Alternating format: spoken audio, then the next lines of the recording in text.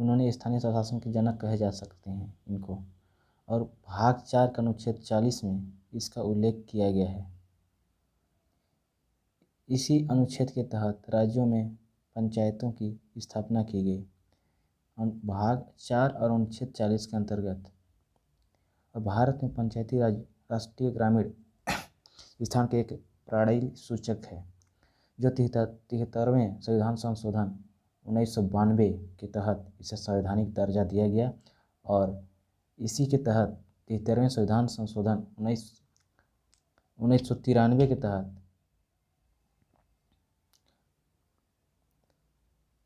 और इसमें 11 अनुसूची 9वीं भाग और 11वीं अनुसूची में इसको दर्ज किया गया और 12वीं अनुसूची 1992 के तहत उसे नगर निकाय को दर्जा दिया गया है। और केंद्र सरकार पर पंचायती राज निकायों के तहत देख रेख, ग्रामीण विकास मंत्रालय का गठन किया जाना, ये सब इसी के तहत किया गया है। और सामुदायिक विकास कार्यक्रम 1952 में लागू किया गया था। और राष्ट्रीय सेवा विकास विस्तार नेशनल एक्सटेंशन सर्विस 1953 में लागू किया गया। इसी साथ बलवंत राय मेहता के अनुशासन पहली त्रिस्तरीय पंचायती राज व्यवस्था जो 2 अक्टूबर 1959 में राजस्थान के नागौर जिले में तत्काल प्रधानमंत्री उस समय डॉक्टर पंडित जवाहरलाल नेहरू के द्वारा पंचायती राज व्यवस्था की शुरुआत की गई तथा 1959 में उसी के साथ 2 अक्टूबर 1959 को तो नागौर जिले में हुआ था राजस्थान का, उसी 1959 को ही आंध्र प्रदेश में भी ये पंचायती राज व्यवस्था लागू की गई। 73वें संविधान संशोधन वाला पंचायती राज व्यवस्था का चुनाव सर्वप्रथम अविभाज्य मध्य प्रदेश में हुआ था।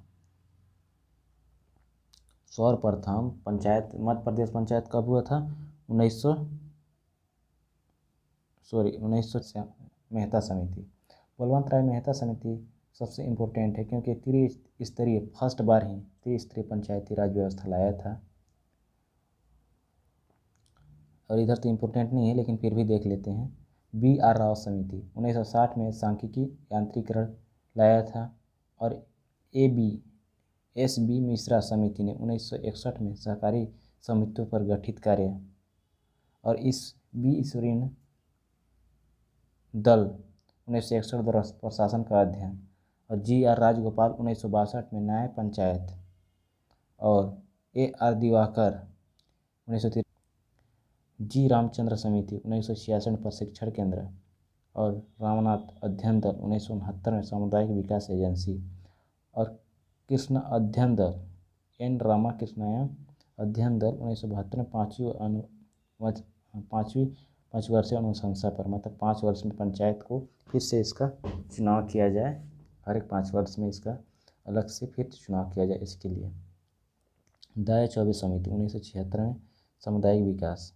अशोक मेहता समिति जो इम्पोर्टेंट है, अशोक मेहता समिति 1977 में लाया गया, जो 1957 के 20 साल बाद जो द्विस्तरीय पंचायती राज व्यवस्था जो कि ग्राम स्तर पे हो और डायरेक्ट एक जिला परिषद और जिला स्तर पे हो, जो बीच में जो जनपद या पंचायत समिति बोलते हैं अलग अलग स्टेट में, तो वो स्तर को ख़त्म कर दिया था।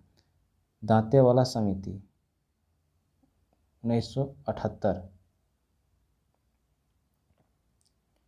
में लाया था। हनुमत राव समिति 1984 में जिला स्तर पर नियोजन।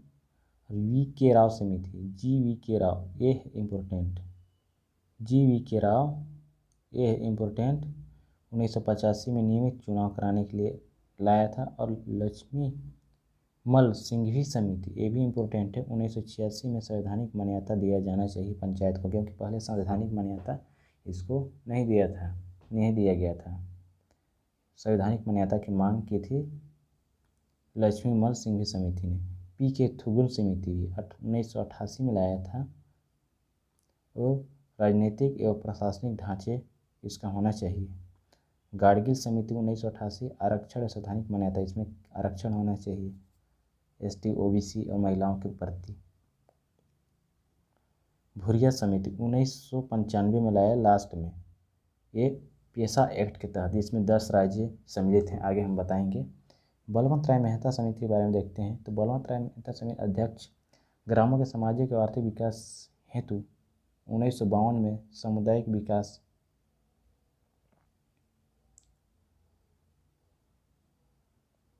योजना संपूर्ण देश में प्रारंभ की गई, परंतु आशातीत सफलता प्राप्त नहीं होने के परिणाम स्वरूप 1957 में इन योजना के कार्यों की जांच पड़ताल करने के उद्देश्य से बलवंत राय मेहता समिति की अध्यक्षता में एक समिति गठित की गई।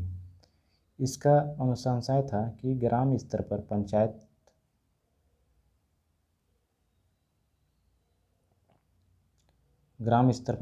होना चाहिए, ग्राम पंचायत। खंड स्तर पर पंचायत समिति, जिसको जनपद पंचायत या जनपद पंचायत भी बोलते हैं, इसी को पंचायत समिति बोलते हैं। जिला स्तर पर जिला परिषद होना चाहिए, जिला पंचायत होता है। विकास संबंधी सभी कार्यों और योजनाओं का क्रियान्वयन करने के लिए पंचायत राज स्तर से किया जाना चाहिए, ये सब होना चाहिए। इसी समिति की अनुशंसा पर जो 2 अक्टूबर 1959 को राजस्थान नागौर जिले में तत्कालीन प्रधानमंत्री पंडित जवाहरलाल नेहरू थे उस समय शुरू किया गया पंचायती राज व्यवस्था, और इसी समय ही आंध्र प्रदेश में भी चालू किया गया था। पंचायती राज का 3 स्तरीय प्रणाली था, ग्राम पंचायत, जनपद पंचायत और जिला पंचायत। यह पंचायत समिति जनपद पंचायत को ही बोला जाता है कई राज्य में, भारत में बोला जाता है, लेकिन राज्य में अलग अलग बोलते हैं। BR राव समिति 1960 में पंचायती संघ के अंतर्गत पर गठित समिति था। उसी तरीके से, ये तो इम्पोर्टेंट उतना नहीं है, आगे हम लोग देखते हैं। आगे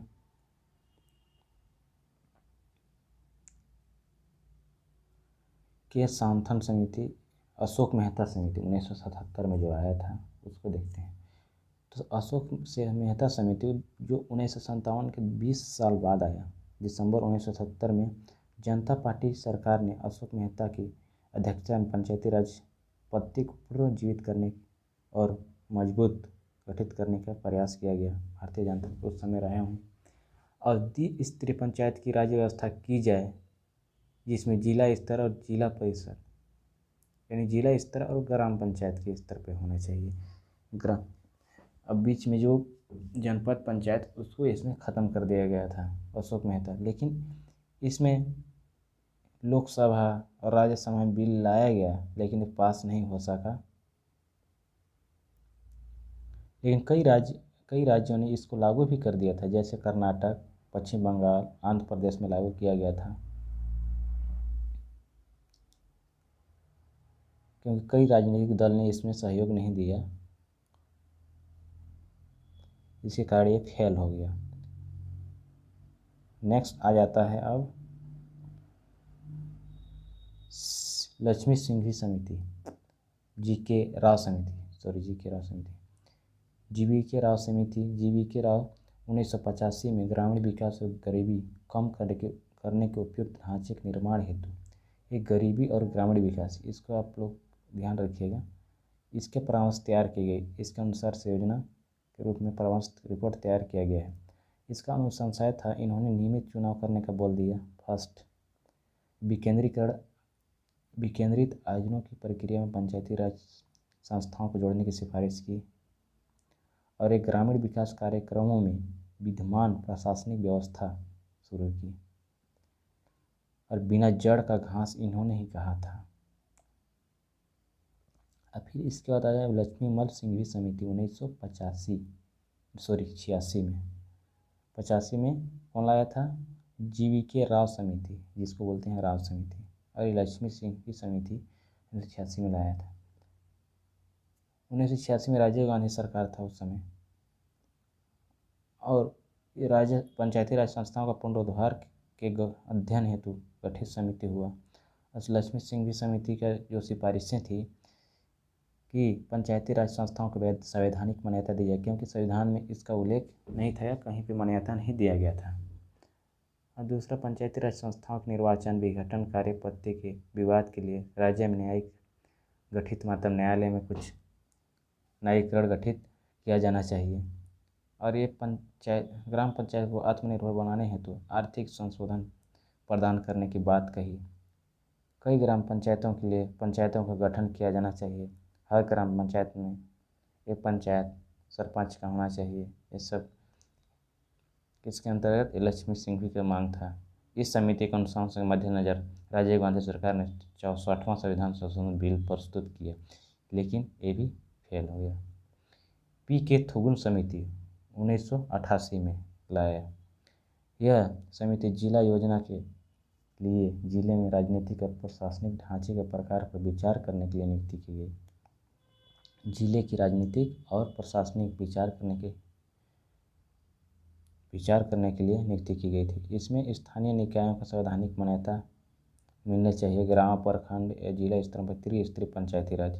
थुगुन समिति ने त्रिस्तरीय पंचायती राज लाया, जिसमें जिला परिषद का मुख्य कार्यकारी पदाधिकारी, जिसे कलेक्टर होगा। पंचायत राज संस्थाओं की अवधि 5 वर्ष होनी चाहिए। 6 महीने से अधिक इनको स्थगित नहीं रखा जाना चाहिए। ये सब लाया था। इसके बाद लास्ट आया गाडगिल समिति। गाडगिल समिति 1988 में लाया। अध्यक्ष V.N. गाडगिल था। उद्देश्य था पंचायती राज संस्थाओं को प्रभावशाली कैसे बनाया जा सके। स्थानीय निकायों की संवैधानिक मान्यता के अनुसार इसमें किया गया और गांव, प्रखंड और जिला स्तरों पर पंचायती राज व्यवस्था का गठन। अनुसूचित जाति, अनुसूचित जनजाति, महिला वर्ग के लिए आरक्षण होना चाहिए। पंचायतों में राज्य वित्त आयोग की स्थापना होनी चाहिए। पंचायतों में चुनाव संपन्न कराने के लिए राज्य निर्वाचन आयोग होना चाहिए। गाडगिल समिति के अनुसार एक संशोधन विधेयक निर्माण का आधार बनी। फिर भूरिया समिति लाए, जो पेशा एक्ट जिसको बोलते हैं। ये 10 राज्यों में छत्तीसगढ़, झारखंड, ओडिशा, आंध्र प्रदेश, तेलंगाना, महाराष्ट्र, मध्य प्रदेश, गुजरात, राजस्थान, हिमाचल प्रदेश, ये 10 राज्यों में ये लागू किया गया है, जो 1996 से लागू है। वर्तमान में 10 राज्यों में लागू है।